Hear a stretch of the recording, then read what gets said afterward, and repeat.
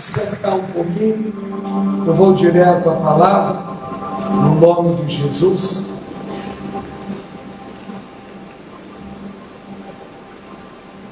Nós começamos sexta-feira a estudar, que está lá no livro de Jeremias, capítulo 1, no versículo 18, até o 19, e eu vou começar dizendo o que está lá no 19. Vão pelejar contra você, mas não vão prevalecer. É essa a promessa dele. Pelejarão contra ti, mas não prevalecerão. Pastor, e quando é que isso vai acontecer? Quando seguimos a palavra, quando seguimos a direção de Deus. Lá no livro de Jeremias, capítulo 1, verso 18, vamos lá. Ele vai começar dizendo o seguinte, põe aí na tela, por favor, no nome de Jesus, para a gente acompanhar junto aqui, todo mundo. Jeremias, capítulo 1, verso 18. Ele diz assim, volta um pouco, bota lá no 16. 17, perdão. Isso. Olha ali o que está no 17. Depois eu vou para o 18.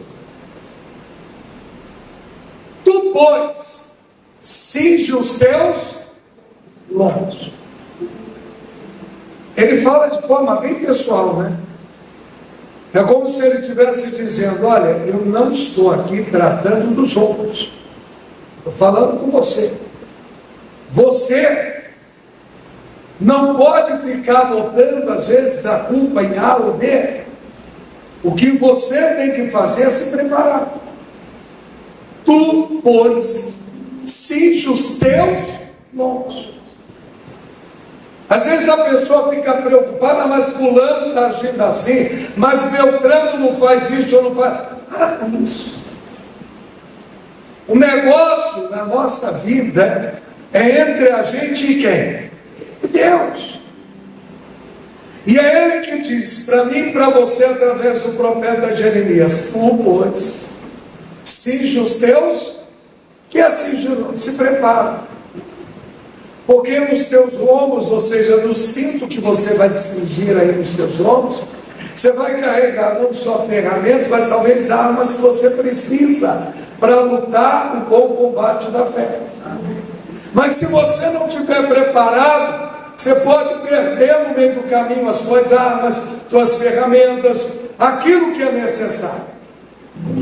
Mas se você, então entenda, isso é pessoal. Se a pessoa ela não se consagra, não busca a Deus, não se prepara, ela não consegue isso. Por isso que ele diz: tu, pois, cinge os teus, se prepara. Aí ele vai continuar: levanta-te, diz-lhes tudo o que eu te mandar, não desanime diante deles, porque eu farei com que não tema na sua presença. Isso aqui sexta-feira nós estudamos, ponto por ponto. Por isso hoje eu vou direto no 18. O 18 ele diz assim, vamos lá? Porque eu te ponho hoje por cidade forte, por coluna de ferro, por muros de bronze contra essa terra, ou contra toda a terra, contra os reis de Judá, contra seus príncipes, contra seus sacerdotes e contra o povo da terra. Pastor, não entendi. Eu coloquei até o seguinte aqui na minha anotação: Deus não prometeu ausência de batalhas, mas Ele prometeu pelejar conosco, nos ajudar nessa peleja. E Ele disse que nos põe por cidade forte. Cidade forte é cidade protegida, cidade bem guardada. É como se Ele dissesse: Jeremias, eu vou fazer de você um lugar onde o inimigo vai ter dificuldade para entrar. Não vai entrar com facilidade, não vai conseguir atingir rapidamente, ao contrário, ele vai ter que lutar muito para conseguir entrar, para conseguir te destruir, para conseguir te atingir. Amém, Jesus? E não só para Jeremias, para nós também. Ele prometeu nos pôr por coluna de ferro. E coluna de ferro, em outras palavras, uma coluna que sustenta uma construção. Sim, ele disse: eis que eu vos coloco como firmeza, e você vai ser firme mesmo. Pastor, Deus, foi o que Ele prometeu: cidade forte, cidade protegida, cidade fortificada, cidade bem edificada, cidade que não cai, cidade que não é invadida. Isso é cidade forte, coluna de ferro, bem sustentada, bem estruturada, não se abala, como diz a Bíblia Sagrada, lá no Salmo 91, será como os montes de Sião, que não se vai ter luta, mas não vai se abalar, não vai se desesperar. Por muros de bronze. Muro também representa a proteção. E Deus estava colocando uma proteção ao redor de Jeremias. Também Ele bota ao nosso redor. Ele bota só. Você sabe que Jeremias teve que lutar contra os povos de fora, mas ele teve que lutar contra a rebeldia também de Israel. Teve que lutar muitas vezes contra os reis de Israel que se voltavam contra ele, queriam derrubá-lo. Porque o que ele falava não agradava a muitos deles, mas era o que Deus mandava falar. Ele precisava estar bem protegido, porque senão daria desânimo, daria vontade de jogar tudo para o alto e ir embora. Assim acontece com a gente até hoje também. É uma. Quantas vezes você está lutando, mas parece que não adianta de nada. Você ensina, orienta, mas a pessoa não muda. Você ora, luta, e aquela pessoa parece que não faz nenhum esforço para vencer, para mudar. E aí dá vontade de desistir. Você só não vai desistir se tiver esse muro de bronze sobre você. E aí você vai estar com o seu coração protegido. Amém, gente? Nós precisamos buscar isso, mas tudo começa lá. Cinja os teus olhos. Se prepara. Se consagra. Se coloca diante de Deus. Busca a presença de Deus. Coloca a sua vida diante do altar. Amém? Em nome de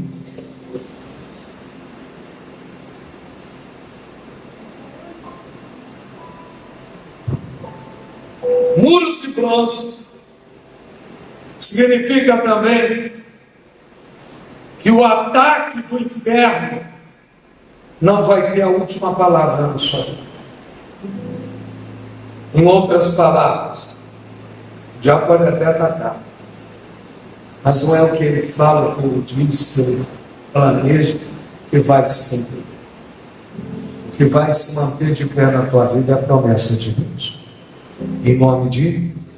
E nós já sabemos qual é a promessa. Eu vou chegar lá no 19 com você já já. Ele também disse a Jeremias que colocava ele contra toda a terra. Observe a dimensão da promessa. Deus não disse que Jeremias teria apenas uma pequena oposição. Ele disse contra toda a terra. E às vezes o problema é exatamente assim. Você parece que está lutando contra o mundo todo, porque tudo parece que está contra você.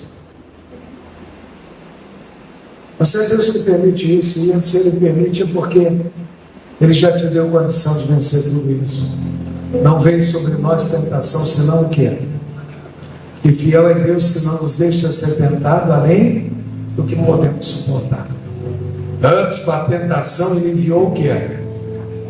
Quando veio a tentação, veio a guerra, a luta, Deus já mandou para você meios para escapar, meios para vencer. No nome de... Não diga graças a Deus. Sexto ponto. Pelejarão contra ti, mas não prevalecerão. Não prevalecerão, pastor? Não. E olha, contra toda a terra aqui, eu vou dizer para vocês, isso já engloba tudo, né? Que ele está dizendo aqui. E lá no 19 ele diz bem claro: pelejarão contra ti. Põe aí 19. Mas não prevalecerão contra ti, porque eu sou contigo, diz o Senhor. Para quê, pessoal? Para te dar livramento, para te livrar, para te dar.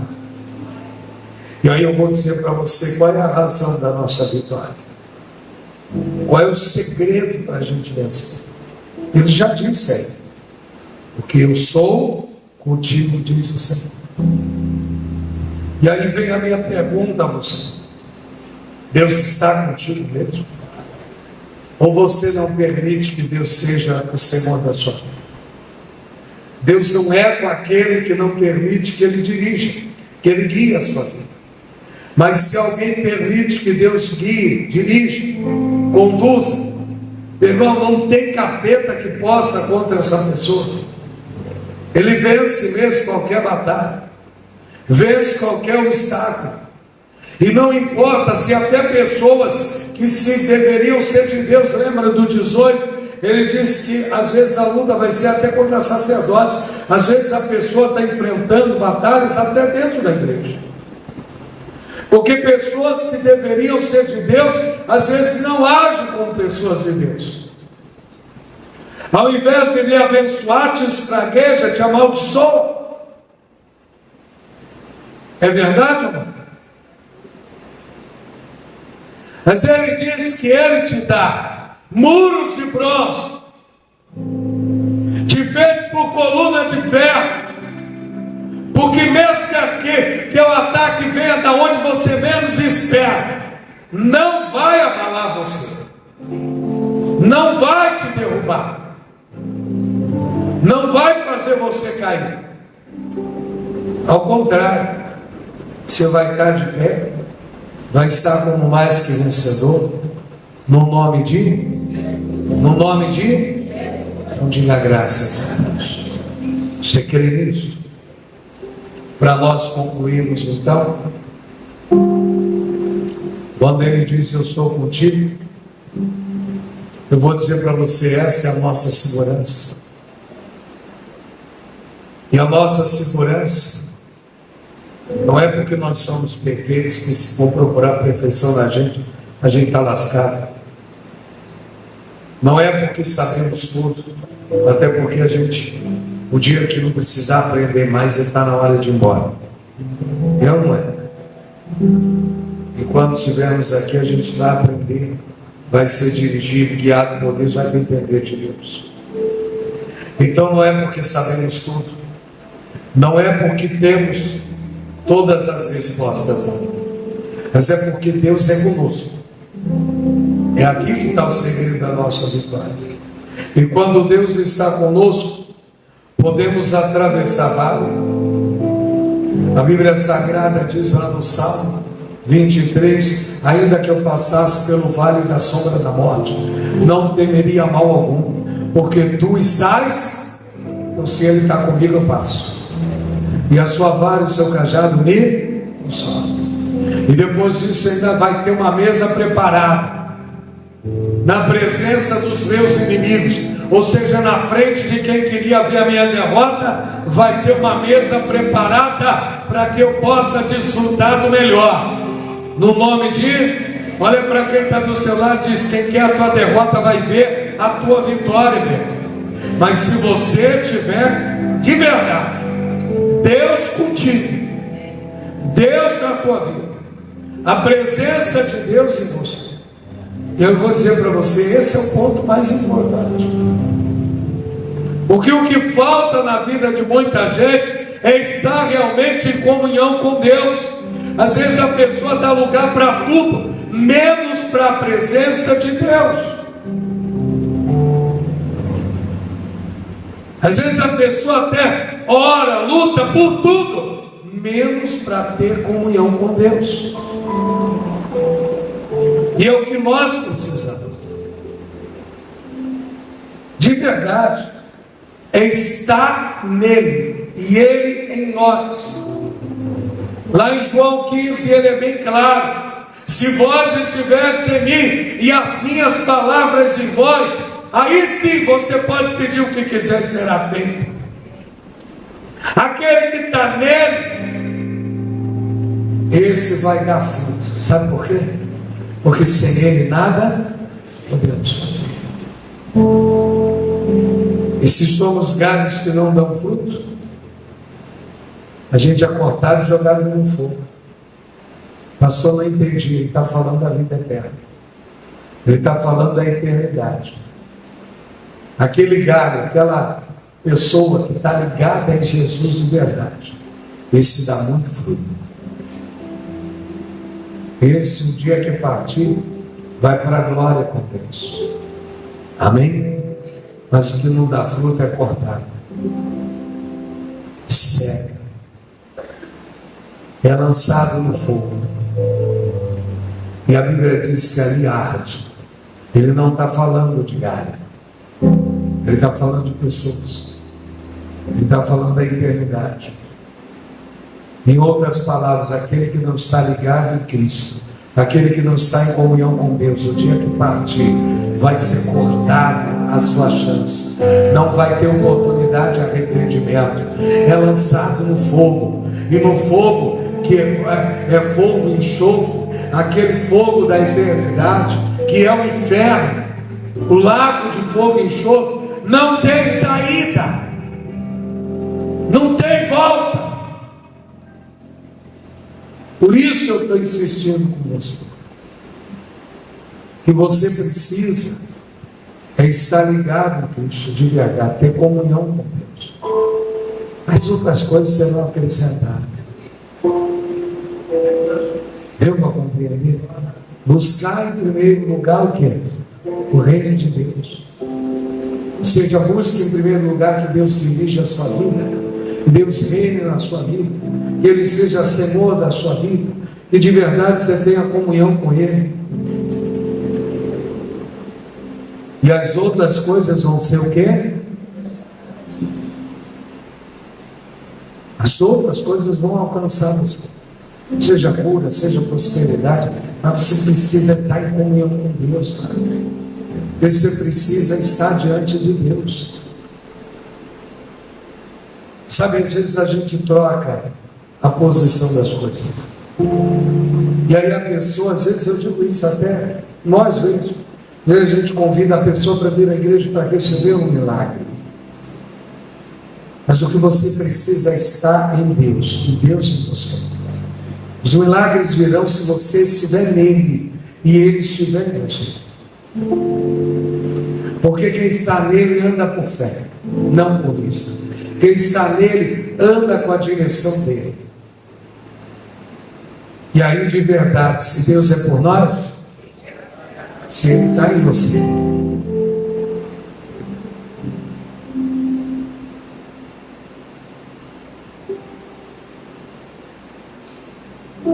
quando Ele está com a gente, podemos atravessar vale. Quando Deus está conosco, podemos enfrentar gigantes. Ali enfrentou. E era só um garoto. Foi ou não foi? Caleb enfrentou. E já cansado. Não tinha condição, mas ele enfrentou os gigantes. E sabe o que ele disse para Josué antes de entrar na terra que era dele, mas que ainda tinha gigantes? Hebron era uma terra onde tinham muitos gigantes. Até o líder dos gigantes morava lá. Caleb foi enfrentar e conquistar aquele pedaço de terra, os montes de Hebron. Ele disse para Josué: vem cá, você não vai me dar minha parte, não. Josué deve ter dito para ele: não, você já está velho, Caleb. Ele disse: não. A mesma força, o mesmo ânimo que eu tinha quando eu falei lá, subamos animosamente, porque se Deus prometeu a terra, ela é nossa, Ele já nos deu vitória sobre esse gigante. Eu tenho essa mesma força, essa mesma capacidade hoje. Tinham passado 40 anos. Ele tinha 40 e poucos naquela época. E ele disse: não, mas eu vou lá e eu vou vencer. E venceu. Amém? Diga graças a Deus. Davi venceu, Caleb venceu os gigantes. Deus estava com eles. Quando Deus está conosco, podemos entrar em fornalha como Sadraque, Mesaque e Abednego. Aliás, podemos ser jogados. E muitas vezes somos jogados em situações que são para nos queimar, para nos matar, para nos destruir. Mas não vão nos destruir. Saíram da fornalha e nem cheiro de queimado tinha. Está lá em Daniel 3. Como se não tivesse acontecido nada. Porque Deus estava com eles. Se Deus é conosco, podemos passar pelo mar. Enquanto Pedro olhava para Jesus, ele andou sobre as águas, não foi? Atravessou o mar junto com Jesus. Nada o impedia de vencer. Quando andamos no mar, se Jesus está dentro do mar, pode até vir tempestade. Ele faz cessar a tempestade. Ela não afunda o seu barco. Na verdade, quando Jesus está dentro do barco, a gente até tem pesca maravilhosa. Fora de hora a gente pesca mais do que quem foi pescar a noite toda. Não é assim que diz lá em Lucas 5? Pedro já era de manhã, já tinham lavado as redes, mas Jesus entra no barco e diz para ele: vamos lá, vai lá até o mar alto, lança a tua rede do lado direito, para pescar, não é para ver se vai dar certo, para pescar. E ele lança, pega tanto peixe que não dá para encher um barco só, tem que encher o barco dele e encher os outros barcos, o outro barco. Amém, Jesus? E Deus pode fazer isso com você hoje também. Pode ou não pode? Você só precisa estar com Ele. E é o que nós vamos buscar participando da ceia. Em nome de... Não diga graças a Deus.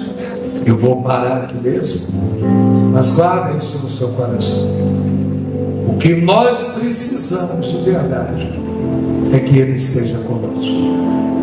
O versículo 19 diz: pelejarão contra ti, mas não prevalecerão contra ti, porque eu sou contigo. Esse é o segredo. Se Deus ainda não pode ser contigo por causa do pecado, por causa de alguma coisa errada, porque o que separa o homem de Deus não é o pecado, não é as transgressões, não é a iniquidade. Eu vou lembrar para vocês que eu já expliquei aqui: a pessoa que às vezes vive no pecado, ela nem sabe que está no pecado. Mas tem gente que não só peca, transgride, ou seja, sabe que é pecado e faz. Tem gente que vai ao terceiro nível, que é pior, iniquidade. Ou seja, a pessoa, ela peca, sabe que é pecado e faz, e não está nem aí. Esse não tem arrependimento, por isso não consegue se ajudar. Mas Deus pode limpar você de qualquer coisa dessa, pode. Se você hoje se arrepende, se volta para Deus, Ele vai ser contigo e vai te abençoar. Amém? Diga graças a Deus.